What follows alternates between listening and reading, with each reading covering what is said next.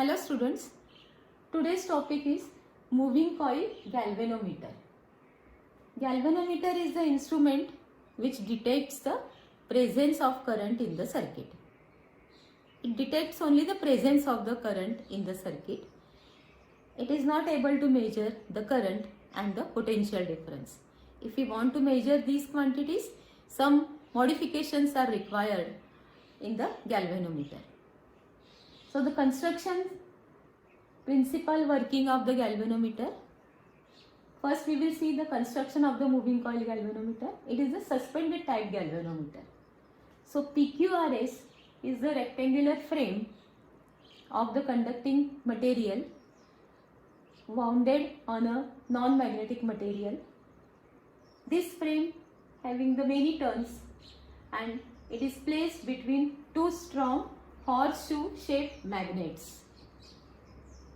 The iron core C is placed between this coil and this coil is suspended by the wire, which is the phosphor bronze wire. The mirror is placed to take the reading, to measure the deflection by using lamp and scale arrangement. The spring is attached here and the current is entering through one end and it can be lived through the another end, through the spring. So using the spring it is convenient to in and out of the current in the circuit. Now the principle of the moving coil galvanometer is that whenever the conducting coil placed in a magnetic field of induction B, it will experience a torque and it deflects. Even in the radial in deflecting position also, because of this horseshoe shaped magnet and the iron core is placed, in deflecting position also the coil is radial in the direction of the magnetic field. So that's why the horseshoe shaped magnet and iron core is placed. Then to see the working of this moving coil galvanometer, it is simple. We discussed in the previous lecture also. If B is the magnetic field,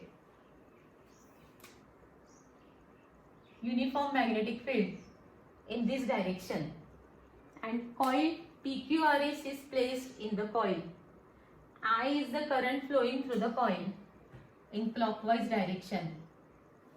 Then in the presence of current and magnetic field, all the sides of the coil will experience a force. So that force we can find out using Fleming's left hand rule. Now we will see horizontal sides and the two vertical sides. So for two horizontal sides, PQ and SR, the direction of the magnetic field and the current, they are here parallel, and if for the this side SR, they are anti-parallel, right? So angle between B and current is here 0 and here 180 degree. So on both the cases, the force acting will equal to 0. No force will act on the horizontal side because angle theta is 0 and 180 degree. So horizontal side do not contribute any force. Now see these two vertical sides, PS and QR.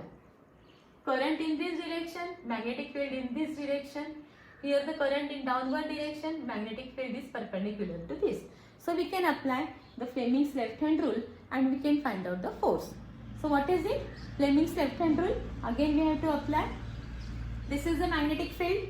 Point finger indicates the magnetic field.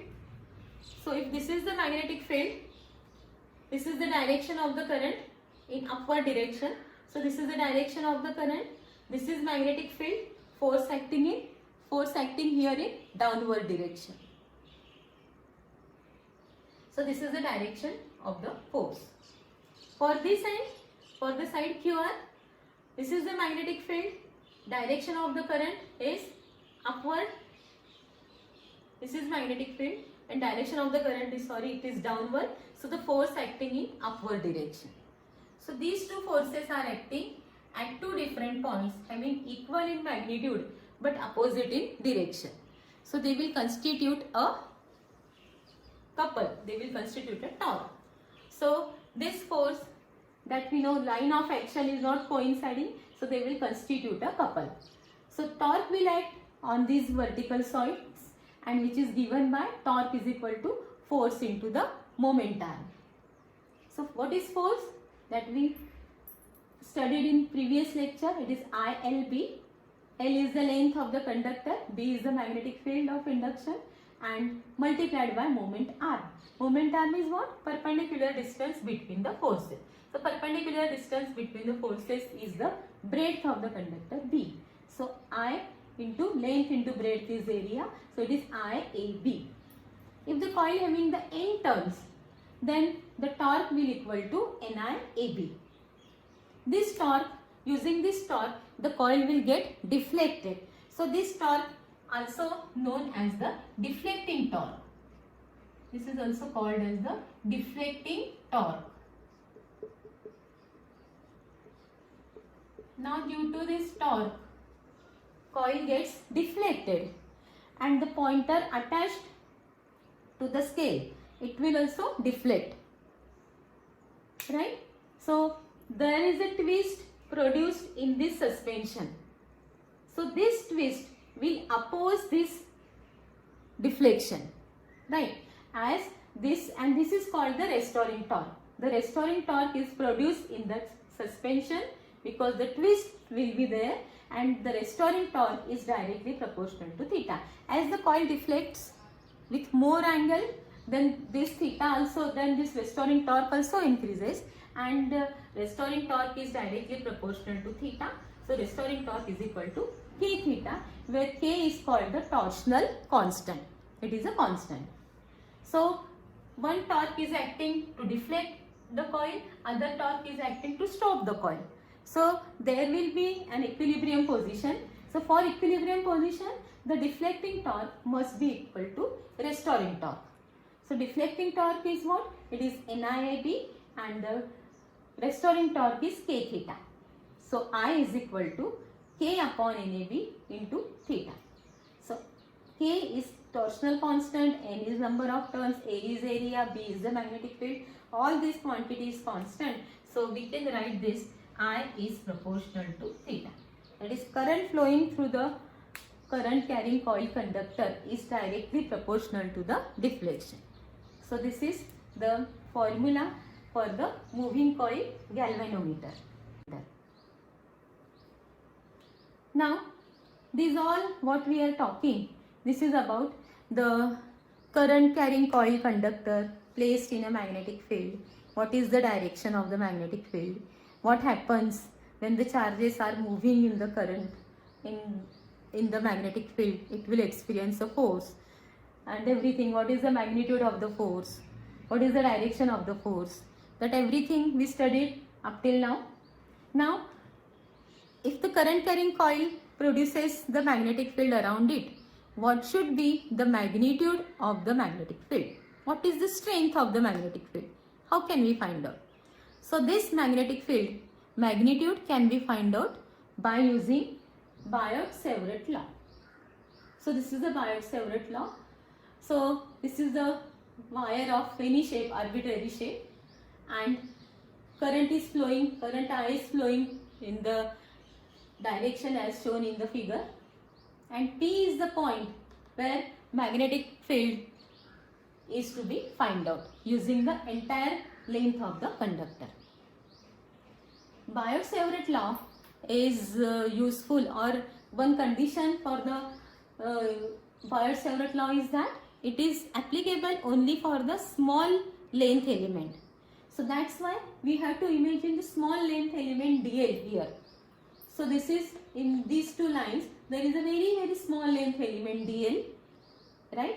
And center of this element is this one, and P is the point which is at a distance r from the center of this length element dl. So at the distance r, we have to find out the magnetic field. Now this dl is the vector quantity. The direction of the dl is in the direction of the current, right? So theta is the angle made by this direction of dl with this position vector r. Okay, so this is the situation what things are given to us. Now, according to the Biot-Savart law, the magnetic induction produced at the point P due to the small length element dl is directly proportional to the current flowing through it. It is also directly proportional to the length element dl. It is proportional to the sine of angle between the center of the length element with the point P, and it is inversely proportional to the square of the distance between the center of the length up to the point P. So mathematically we can write dB is equal to K is the constant of proportionality, I dl sin theta upon r square. If we are doing this experiment in air, then K is replaced by mu 0 upon 4 pi, where mu 0 is the permeability of the free space or the permittivity of the free space. So this is I dl sin theta upon r square. So this is the magnetic field produced at the point P due to the small length element dl. Now this law we can write in the vector form also, because magnetic field possesses the magnitude as well as the direction. So this is the magnitude I dl sin theta upon r square into the constant quantity mu 0 upon 4 pi. What will be the direction? So the direction that we can find out, the using current is moving in this direction. So using right hand thumb rule, this is the conductor. In the direction of the conductor is thumb. So thumb represents the direction of the conductor. So curled finger moving inward will be the direction of the magnetic field. So this is the direction of the magnetic field. Then in vector form you can write, if you use this equation, you have to multiply and divide by the factor r. So numerator becomes I dl r sin theta, and in denominator it is r cube, right? So mu 0 upon 4 pi into I dl is vector quantity. So dl cross r, dl r sin theta will be the cross product of dl and r. So it is dl cross r upon r cube. So to find out the direction dl cross r, again you can use the right hand thumb rule if you want to verify this one. Dl to r, you have to rotate from dl to r, the screw rotates, right hand screw rotates in this way from dl to r, it will rotate in downward sense. And using thumb rule also, the direction of the magnetic field is in downward, it is inward, that is the downward sense. So the direction will be downward or inward. So this is the magnetic field produced by the small length element. If you want to find out the entire magnetic field produced at the point P by the entire length, what should be done?